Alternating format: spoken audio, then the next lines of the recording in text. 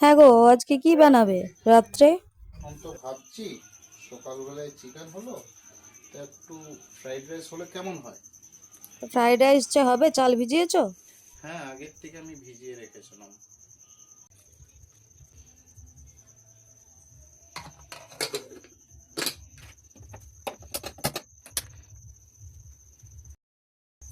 জল দিয়ে প্রেসার কুকারটা গ্যাসে বসিয়ে দিলাম। এরপরে একদিকে কড়াই বসিয়ে হালকা করে তেল দিয়ে যেই সবজিগুলো আছে সেগুলোকে ফ্রাই করে নেব।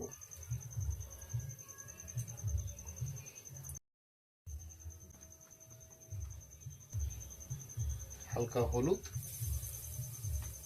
হালকা ধনে,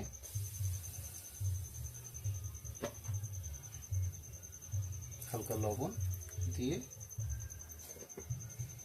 গাজরটাকে ফ্রাই করতে বসালাম।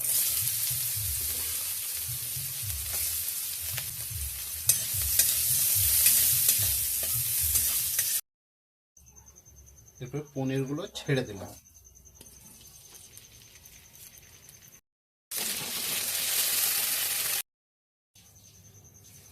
এরপর হালকা ডিম ভাজা দিয়ে দেবো, ডিম ভুর্জি বানাবো। এরপর ফ্রাইড রাইসটা ফ্রাই হবে। ফ্রাইড রাইস নামানো হয়ে গেছে, ফ্রাইড রাইস একদম রেডি। এই যে ঝাড়া ঝাড়া হয়ে গেছে। আর শুভরাত্রি বন্ধুগণ।